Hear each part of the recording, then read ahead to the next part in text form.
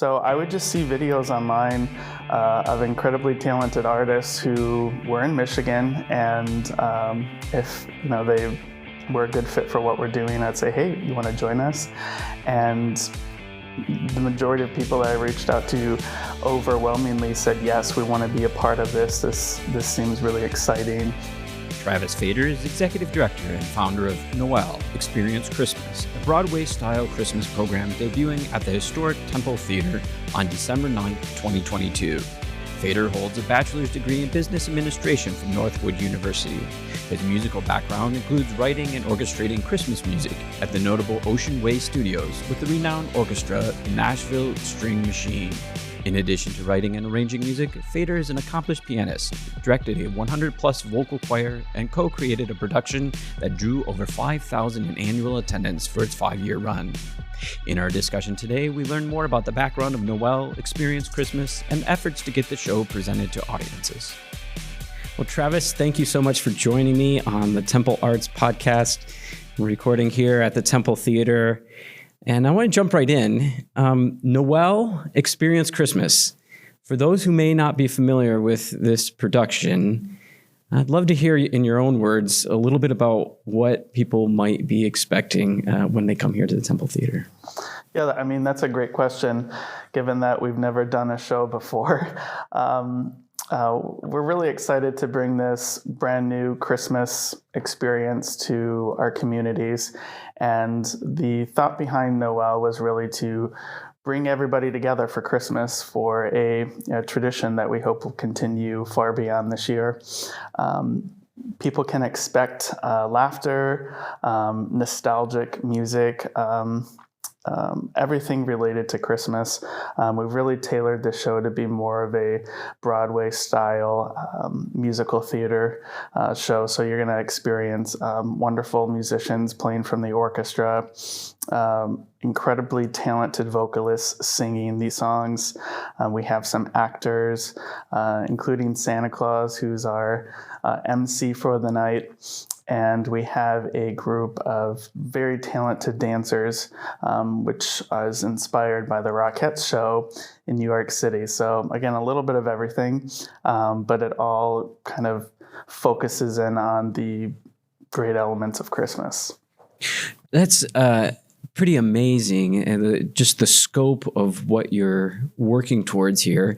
Tell me a little bit more about how you recruited musicians and other participants. Can you describe that process a little bit more? Where this talent is coming from? It's kind of funny you asked that, because the people have laughed about it now, but really social media was very helpful in finding people. It brings people who are far away close to you, right? So we all have network of friends, and we kind of reach out to each other that way. So I would just see videos online of incredibly talented artists who were in Michigan, and if they were a good fit for what we're doing, I'd say, hey, you want to join us? And the majority of people that I reached out to overwhelmingly said, yes, we want to be a part of this. This seems really exciting. So that's really how we were able to recruit everybody, was just reaching out saying, hey, you want to do it? And they say, yay. Yeah, that's a pretty great thing to have that credibility at your back, where you're able to get a lot of those people to say yes to joining and coming on board.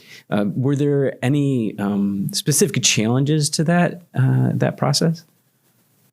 Truthfully, no. It was pretty easy. I really credit what we did in 2020 with the virtual show, and we, instead of doing our debut year in 2020, our in-person show, we did a pre-recorded concert, a series of videos that we released, and the community loved it. And I was able to use those videos to say, hey, this is a little taste of what we're hoping to create, but we're going to make it even bigger and even better. And when I showed them the videos and told them what we were doing, people were on board. And the interesting thing is, again, it's all Michigan people, but they're driving from Detroit, Grand Rapids, Lansing, of course in the Great Lakes Bay region, and even people who are native Michigan people that have gone out and done Broadway shows, and they're touring right now. They're flying in to be a part of this. So it's really exciting that we get to highlight some of the very best talent that's available in Michigan. Yeah, you mentioned how you had those virtual performances associated with the pandemic, and sort of knocked it out of the park in that environment. But it also created some challenge because you weren't able to sort of get this thing launched and off the ground. What sort of advantages did you have with the more time involved, and or was there more of an advantage having some time to refine the program a little bit, or do you feel like that worked to your disadvantage? No, our focus from the very beginning was to say, hey, sure, this is not what we all wanted, but how can we make the most of it? And it turns out that for us, in spite of what we were all experiencing in 2020, we were able to produce something that I think has really benefited Noel. Is without those virtual videos, which again we put together in a month, people wouldn't have an idea of what Noel is. And so I'm really thankful for that. I'm also thankful for the additional year and a half we had to really refine the program, as it's changed so many times in the many years that I've been wanting to do this, which is probably almost 5 now. And that extra time, I really think, has improved the show for the better and will improve the experience of, the experience that the audience members will have. So it's a really interesting thing to think about with this show, because you have the individual musicians and groups of musicians and actors, all with their own parts, but there's also an act of creativity in bringing those parts together and coordinating and producing a show like this. Can you describe a little bit more about the creativity and the process involved in making that happen? Yeah, I really think it goes, the credit lies with the team that we've established. There's so many wonderful people that are a part of this organization. And, when I set this up, first and foremost, our objective was to create a working environment where people just feel joy and love, no matter who they're interacting with. And I think from that, that goal, everything else has just been easy. As sure, we've put together programs, production stuff, so on and so forth. But when everybody comes together and they experience the joy, they experience the love, it's fun. It's, it doesn't feel hard. It doesn't feel like we're putting in a lot of effort. Everybody's just there together to produce a good show, and it works. Yeah. So we're about a week out at the time of this recording. Can you tell me something you're looking forward to most about having this launch? That's hard to answer. There are so many things I'm looking forward to. I think the biggest thing is just to see the people. I'm probably going to be peeking out from different